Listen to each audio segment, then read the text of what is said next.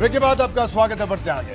सियासत में दोस्त भी बदलते रहते हैं और दुश्मन भी। हर फैसला हालात को देखकर लिया जाता है। यूपी राजनीति में एक बार फिर हालात बदल गए हैं। 2 साल पहले जो दोस्त बने थे वो फिर से दुश्मन बन गए हैं। जी हां, बात हो रही है अखिलेश यादव और मायावती। दोनों नेताओं के बीच सियासी जंग तेज हो गई है। अखिलेश यादव 2022 का गेम प्लान सेट करने में जुटे हैं और मायावती उन्हें सीधी चेतावनी दे रही हैं। दोनों के बीच घमासान वैसे तो पुराना है, लेकिन ये दुश्मनी दोस्ती के टूट जाने के बाद की कहानी।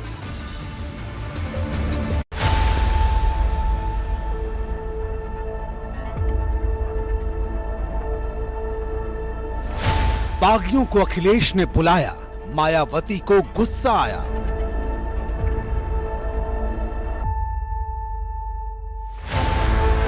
मायावती के सपा को सीधी चेतावनी, सपा का चुनावी दांव बुआ बबुआ में टकराव। मोदी लहर को रोकने के लिए नाकाम कोशिश करने वाले यूपी के 2 बड़े नेता 2 साल पहले एक ही मंच पर साथ साथ मुस्कुराते नजर आए थे। लेकिन वक्त बदला, हालात बदले और दोनों का मिजाज एक बार फिर बदल गया।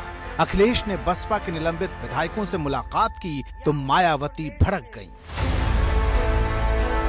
पहला गुस्सा तो इस बात का है कि जिन विधायकों को निलंबित किया गया उसको लेकर सपा गलत प्रचार कर रही है और फिर सपा को बसपा प्रमुख ने दे डाली सीधी चेतावनी।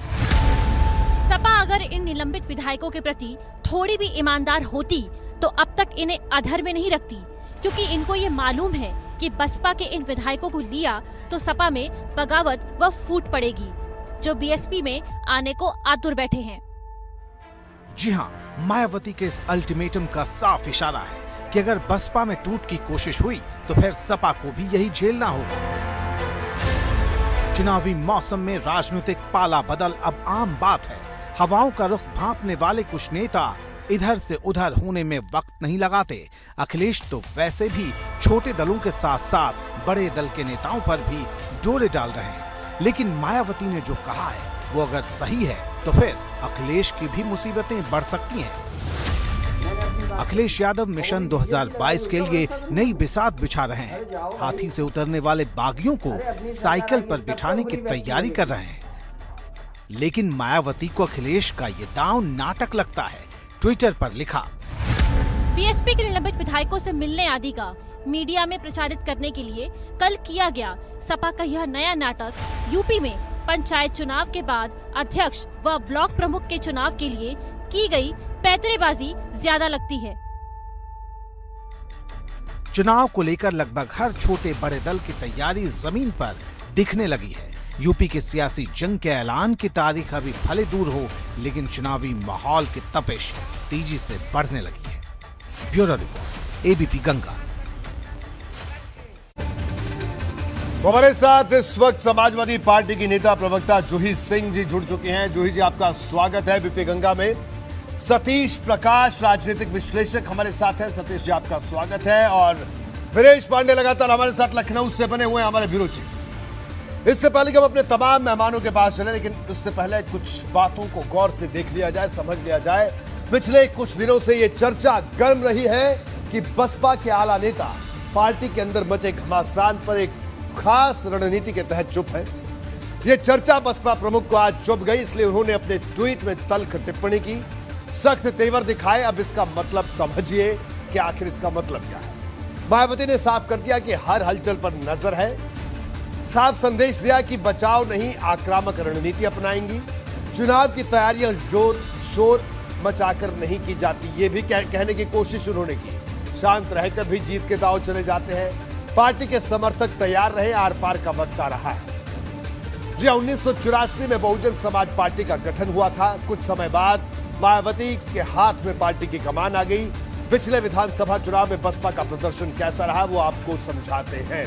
देखिए, बसपा के प्रदर्शन की अगर बात की जाए तो आप देखिए, सिलसिलेवार 1993 विधानसभा चुनाव 164 सीट पर लड़ी, 67 सीट जीती, 11.12% वोट। आगे बढ़ते हैं। उसके बाद के चुनावों की बात करें तो 1993 विधानसभा चुनाव 296 सीट पर लड़ी, 67 जीती, 19.64% वोट हासिल की। उसके बाद 2002 विधानसभा चुनाव 401 सीट पर लड़ी, 98 सीट जीती, 23.06% वोट हासिल किए।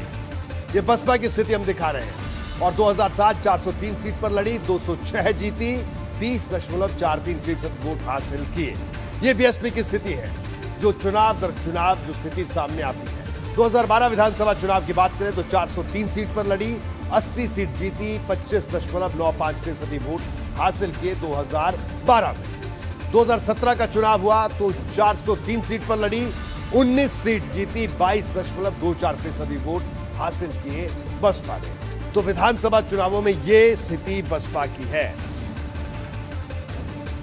लेकिन अब ये लड़ाई तस्वीर बदलने की है। तमाम मेहमान हमारे साथ हैं। एक सबसे पहला सवाल मैं सतीश प्रकाश जी से लूंगा। सतीश जी, क्या कहना आपका मायावती का जो ये बयान है, किस तरह से आप इसे देखते हैं? ये उनकी बेचैनी है जो आज अखिलेश यादव पर वो तल्ख टिप्पणी कर रही है, क्योंकि अखिलेश यादव उनको एक के बाद एक झटके दे रहे हैं। रणनीति के तहत कई नेता सपा में शामिल हो रहे हैं। किस तरह से आप देखते हैं? नहीं, इसमें देखो, उत्तर प्रदेश में बसपा, सपा और कांग्रेस भी है, बीजेपी भी है, तमाम राजनीतिक दल है, चुनाव होने वाले हैं। उत्तर प्रदेश में बीजेपी के माननीय मुख्यमंत्री योगी जी के नेतृत्व में जब से सरकार बनी है, वो सरकार फेल है। उस सरकार के ऊपर आरोप है। उत्तर प्रदेश की जनता जिस उम्मीद के साथ बीजेपी की सरकार बनाई थी, उन उम्मीदों के ऊपर बीजेपी की सरकार खरी नहीं उतरी है। तो वही तो हम कह रहे हैं, बसपा उस सरकार पर टिप्पणी क्यों नहीं करती है? अखिलेश यादव के पीछे क्यों पड़ी है बहन जी कि उन पर रोज बयान देते हैं? देखिए, सुनिए 2012 में अखिलेश जी अखिलेश जी ने दलित विरोधी कितने काम किए, अखिलेश जी ने बीएसपी के विरोध के कितने काम किए, ये कल की बात है। आज में बात करेंगे ना, आज सत्ता में बीजेपी है और बीजेपी के माननीय मुख्यमंत्री या बीजेपी संगठन की जितनी नाकामियां हैं, उत्तर प्रदेश की जनता ने जिस उम्मीद के साथ बीजेपी की सरकार बनाई थी, बीजेपी की सरकार कहीं ना कहीं नाकाम है और उत्तर प्रदेश से बीजेपी की सरकार जाने वाली है। अब उत्तर प्रदेश की जनता ये डिसाइड करेगी कि अगली सत्ता में कौन रहेगा। और किसी के नेताओं को लेने से या किसी के नेताओं के जाने से बीएसपी के ऊपर प्रभाव नहीं पड़ता। ये सच है कि पिछले, देखिए, हमने गठबंधन से पहले सपा के साथ 2 इलेक्शन लड़े, आपका फूलपुर का इलेक्शन, आप गोरखपुर का इलेक्शन। तमाम हमने अपने वोटर से अपील करी कि बीजेपी ने जिस तरह के हालात पैदा किए हैं और सपा के दोनों कैंडिडेट जीते, उसके बाद अगर राज्यसभा के चुनाव इसी उत्तर प्रदेश में होते हैं तो कहीं ना कहीं माननीय अखिलेश जी के ऊपर हमने विश्वास जताया। लेकिन उन्होंने राज्यसभा के चुनाव में जानबूझ करके अब ये निकल करके आ रहा है। अब हमने ये बात इनकी गलती को माफ किया। ठीक है, राजा भैया जी ने जिस तरीके से व्यवहार किया और वो कहीं ना कहीं बीजेपी के टोल के रूप में काम कर रहे थे, हमने उसको भी इग्नोर किया। और उसके बाद अगला जो राज्यसभा का चुनाव होता है, एक बीजेपी का प्राइवेट कैंडिडेट, ये तो अखिलेश जी को सोचना चाहिए ना कि उनका टिकट क्यों कैंसिल हुआ। कहीं ना कहीं वो बीजेपी का प्राइवेट कैंडिडेट था, बजाज साहब थे, वाराणसी से आते थे, उनके पिता आरएसएस से बाकायदा विधायक भी रहे जनसंघ से। तो ऐसे व्यक्ति को आपने कैसे अपनी पार्टी का कैंडिडेट घोषित कर लिया? कहीं ना कहीं बीजेपी और सपा। ठीक है सतीश जी, मैं आपको रोकूंगा, मैं जूही सिंह जी को चर्चा में लेकर आऊंगा। सतीश जी, जूही जी, क्या कहना आपने सुना इनकी तमाम बातों को, और आज बहन जी ने भी चेतावनी दी है आपकी पार्टी को ट्वीट के जरिए, बड़ी खतरनाक चेतावनी। क्या कहेंगे आप? रूठे से मेरे सरकार नजर आते हैं, कुछ बिगड़े से हालात नजर आते हैं। और ये तो वही बहन जी हैं जिन्होंने भाजपा के साथ मिलकर सरकार भी बनाई है। शायद ना कुछ राखी का भी रिश्ता बना था, तो रिश्ता पुराना है, लेकिन हमारे लिए जो बीत गई वो बात गई। 2022 हमारे सामने है और हम चुनाव लड़ेंगे किसी भी पार्टी का, बसपा का, भाजपा का, कांग्रेस का, किसी भी पार्टी का कोई नेता जो हमारे राष्ट्रीय अध्यक्ष से मिलना चाहेगा, उनके व्यवहार, उनके व्यक्तित्व से प्रभावित होकर समाजवादी पार्टी से जुड़ेगा, तो उस समय हम निर्णय लेंगे। कोई किसी से भी मिल सकता है। बहन जी के भी हमारे राष्ट्रीय अध्यक्ष जाते थे तो उस समय तो इतनी कठिनाई नहीं थी। अब कठिनाई उभर के आ गई और कुछ सूचना तंत्र कमजोर हो रहा है बसपा का। जब इतनी बाद में ये सूचना मिल रही है, जैसा कि मेरे कागज मित्र बता रहे हैं कि अचानक ये निकल के आया कि राज्यसभा में क्या किया समाजवादी पार्टी ने, तो अचानक तो सर बहुत कुछ निकल के आएगा, लेकिन सामने चुनाव है और पंचायत चुनाव में बेहतर प्रदर्शन किया है समाजवादी पार्टी ने। बाकी वोट ट्रांसफर वाला ये पुराना जुमला है जो बहन जी इस्तेमाल करती है कि हमने इनको वोट ट्रांसफर करा दिया, तो लोकसभा में हमने भी वोट ट्रांसफर करा दिया। 10 सीटें आप हमारे सहयोग से 60 से जीते थे। इतना तो क्रेडिट आदरणीय अखिलेश यादव जी को दीजिए और इतना भी दीजिए कि आज तक उन्होंने कोई टीका टिप्पणी इस तरह की नहीं की। चेतावनी तो हमको खैर रोज ही मिलती रहती है, मुकदमे भी समाजवादी पार्टी पर लिखाए जाते हैं, तो कोई साथ तो नहीं है भाजपा में कि माननीय मुख्यमंत्री को आप लोग एडवाइस करते हैं कि आज समाजवादी पार्टी के इस नेता को बंद कर दो, उसके घर में ताला लगा दो। हालांकि मतलब बहुत गंभीर चेतावनी है और समाजवादी पार्टी डरती तो नहीं है, इसको हम संज्ञान में लेंगे और आशा है कि लोकतांत्रिक ढंग से चुनाव लड़ेंगे। बिल्कुल बिल्कुल। तो जूही सिंह जी, आपने बिल्कुल कहा कि चेतावनियां तो रोज ही मिलती हैं और बसपा ने भी लेकिन चेतावनी जरूर दिया है।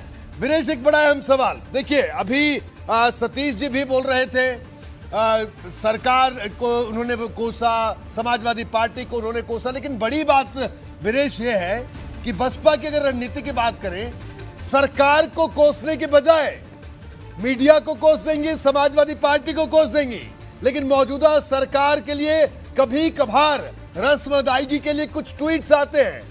और ऐसे में क्या लग रहा है आपको, किस तरह की जंग ये होने वाली है? और अखिलेश यादव से डर भी रही है बसपा, क्योंकि एक के बाद एक झटके वो दे रहे हैं। अखिलेश यादव का चेहरा भी है उत्तर प्रदेश में, युवा चेहरा है, शायद ये भी डर सता रहा है। किस तरह से देखा जाए विनेश?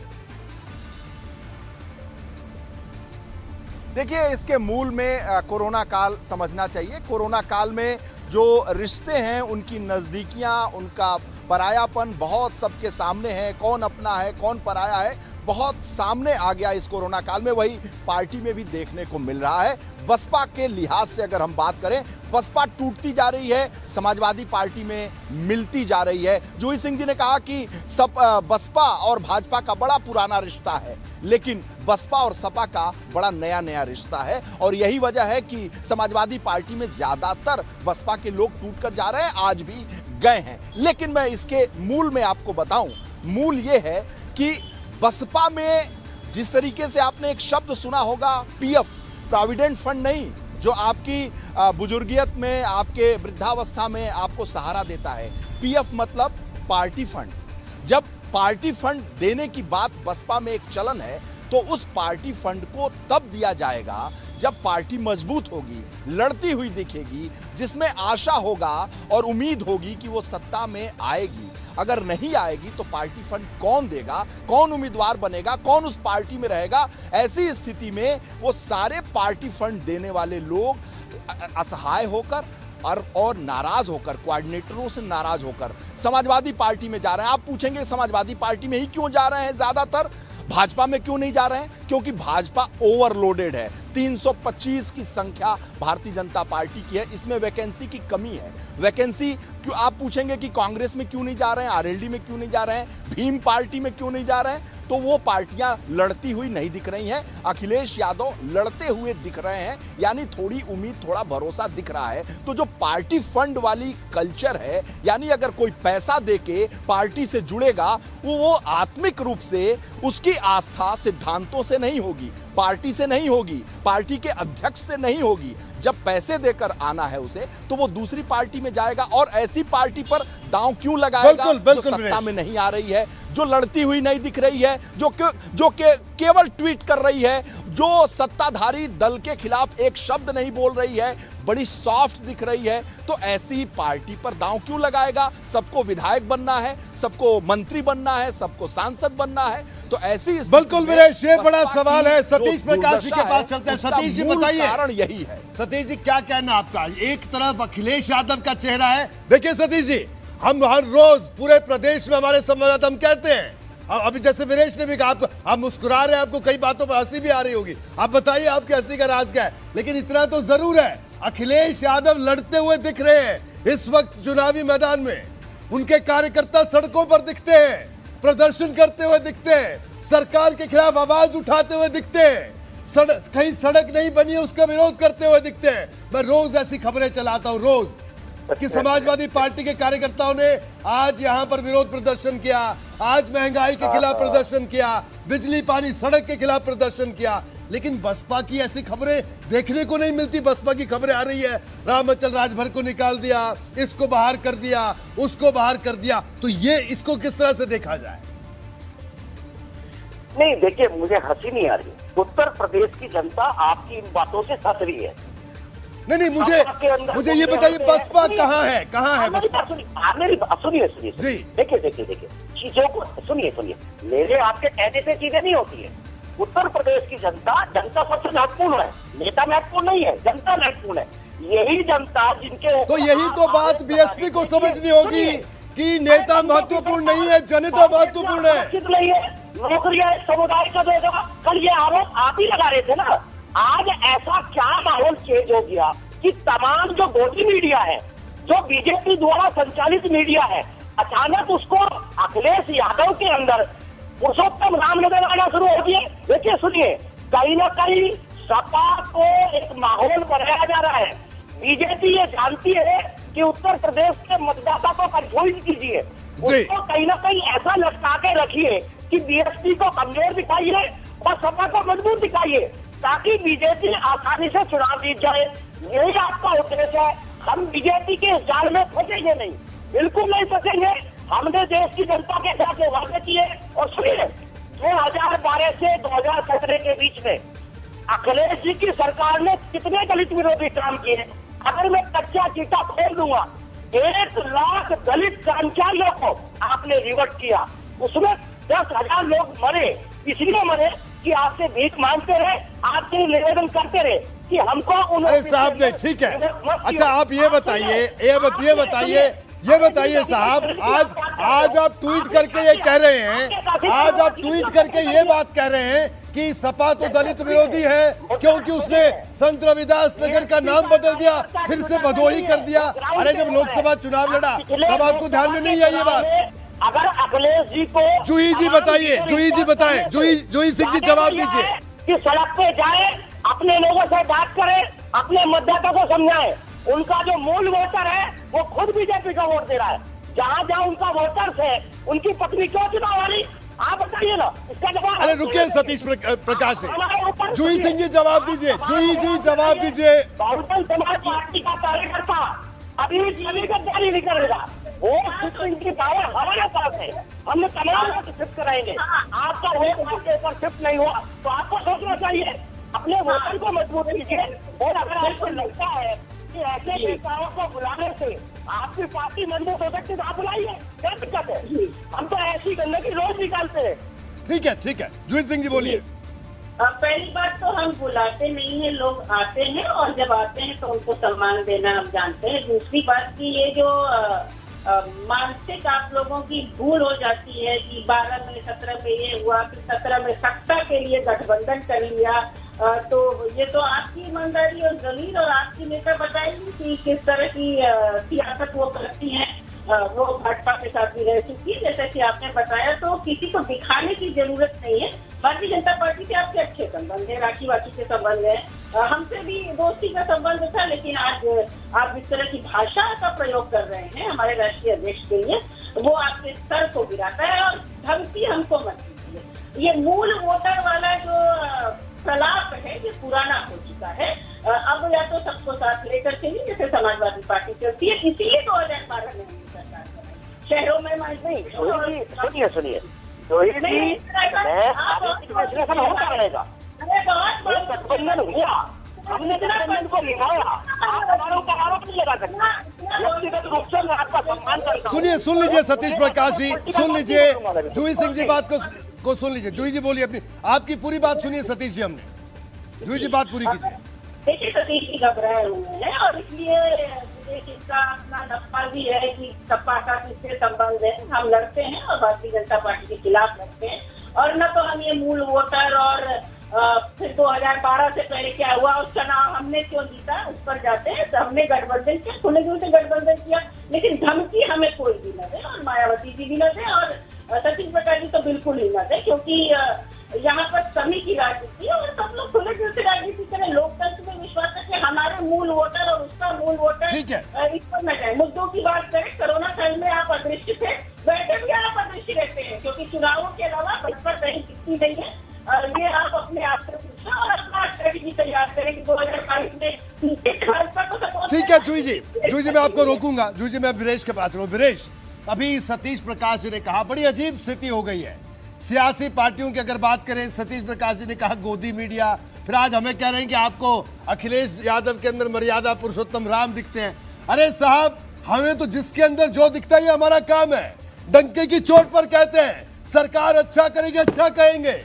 अखिलेश यादव अगर सड़क पर लड़ते हुए दिखेंगे, सपाई अगर सड़क पर लड़ते हुए दिखेंगे तो कहेंगे कि समाजवादी पार्टी सड़क पर है। अगर समाजवादी पार्टी के कार्यकर्ता नेता कुछ गलत करते हुए दिखेंगे तो कहेंगे कि आप गलत कर रहे हैं। अगर भारतीय जनता पार्टी के कार्यकर्ता गलत करेंगे तो कहेंगे आज भी खबर चलाइए, कल भी चलाएंगे। तो साहब, मानसिकता को बदलने की जरूरत है। वीरेश, मैं चाहूंगा आप जरूर इस पर टिप्पणी दें, क्योंकि आप रोज सुबह से लेकर शाम तक हम पत्रकारिता करते हैं डंके की चोट पर। वीरेश, देखिए, गोदी मीडिया के जाल में बसपा या बहन जी नहीं फंसी हैं, बल्कि अपने अंतर्विरोध और अपने ही जाल में फंसती नजर आ रही हैं मायावती जी। और कारण क्या है कि सत्ताधारी दल के ऊपर वो एक प्रहार नहीं करती हैं। भारतीय जनता पार्टी की बी टीम कही जा रही हैं। प्रियंका गांधी, राहुल गांधी, अखिलेश यादव, सभी लोग कहते हैं अगर सत्ताधारी कोई दल है उस पर एक प्रहार नहीं होता है, विपक्ष पर प्रहार होता है, प्रियंका गांधी पर प्रहार होता है।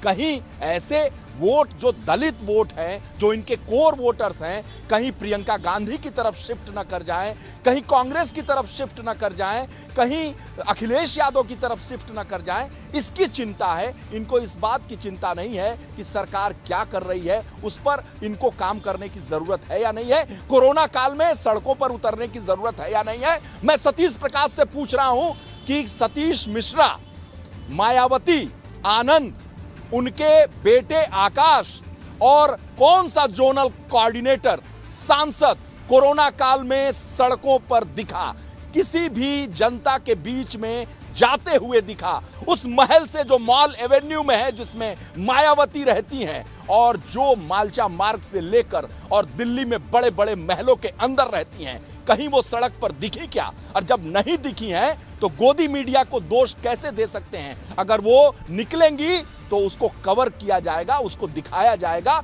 कि सतीश मिश्रा निकले। मायावती की प्रेस कॉन्फ्रेंस होती है, उसे लाइव काटा जाता है। जब तक वो बोलती हैं आधा घंटा, 45 मिनट, 1 घंटा। बिल्कुल वीरेश, मैं आपको रोकूंगा। तो पहले अपना वक्त खत्म हो रहा है, वक्त खत्म हो रहा है। निरीक्षण करो। आप किस बात के पत्रकार हैं? आप किस बात के पत्रकार हैं?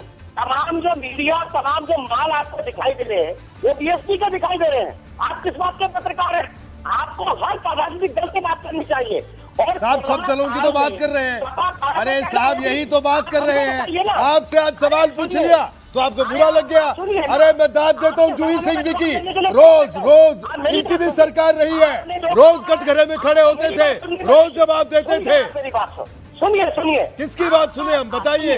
नहीं साहब, हमें आपसे कोई सर्टिफिकेट नहीं चाहिए। अरे बीजेपी आपको क्या डिसाइड कर रही है ये उनसे पूछो ना। अगर बीजेपी को उत्तर प्रदेश से कोई हटा सकता है वो हम हटा सकते हैं। किससे? चलिए जूही सिंह जी बताइए जूही सिंह जी, आपका फाइनल कमेंट। जूही सिंह जी सुन लीजिए, इनका कहना है ये हटा सकते हैं बीजेपी को और कोई नहीं हटा सकता। बताइए जूही सिंह जी, अब आपके विधायक आप पर भरोसा नहीं कर रहे साहब, आप क्या हटाएंगे किसी को? जूही सिंह जी फाइनल कमेंट। जूही सिंह जी फाइनल कमेंट। आप मुझे ये बताइए। जूही सिंह जी आप बोलिए। सतीश जी नहीं, सतीश जी आपको रोको, वक्त नहीं। जूही जी बोलिए। जूही सिंह जी, आपकी सोच को सुनिए, मेरी बात कहने का वक्त नहीं है। और इसलिए भाजपा को हटाना चाहते हैं। इनके पास कोई मुद्दे नहीं है। कोई मुद्दे तो बताए कि सरकार क्यों गलत काम कर रही, कि बस मायावती जी का मूड बना कि भाजपा को हटा देंगे, अब हटा देंगे। आपको सवाल आपने मुझसे पूछा है, अगर आरोप लगा है आपको आरोपों का जवाब देना पड़ेगा। आपके सरकार ने सपा के ऊपर आरोप नहीं लगाया, बीजेपी को आरोप नहीं लगाया, आज के ऊपर लगाया, जवाब भी मुझसे सुनना पड़ेगा। मायावती जी टीवी कम देखती हैं, आपको नहीं देख रही होंगी। सत्ता अरे जूही जी सुनिए, आप मोदी जी हजूरी कर ले, मैं आपको भी जानता हूँ, आपका सम्मान करता हूँ और ए से बी तक सब बातें जानता हूँ। आप अपनी रिश्तेदारी की बात कीजिए, मैं अपनी रिश्तेदारी की बात करूँगा, लेकिन अगर गलत बातों को आएंगे तो हम करेंगे बहुत सारे काम की भी बात करेंगे, उन पंचायतों की भी बात करेंगे जिनके समाज करता के लिए वो सारी चीजों की बात करेंगे। कुछ नहीं। चलिए सतीश प्रकाश जी, मैं आपको रोकूंगा क्योंकि वक्त खत्म हो गया है। जूही सिंह जी, आपको भी माफी के साथ रोक रहा हूँ। सतीश जी, आपको भी माफी के साथ रोक रहा हूँ क्योंकि वक्त खत्म हो गया। वीरेश, आपका भी बहुत बहुत शुक्रिया। आप तमाम मेहमानों का बहुत बहुत शुक्रिया। और मुझे लगता है चुनाव नजदीक है, लेकिन चर्चा आप बिल्कुल मुक्त कंठ से होनी चाहिए, खुले दिल से होनी चाहिए, ताकि जनता तक सही बात पहुंचे और सही आवाज जनता की नेता भी सुन सके। बातें चुभने वाली होंगी, लेकिन जवाब नेताओं को देना होगा। बहरहाल आज बात तो चुभेगी। मैं इतना ही, इजाजत, नमस्कार।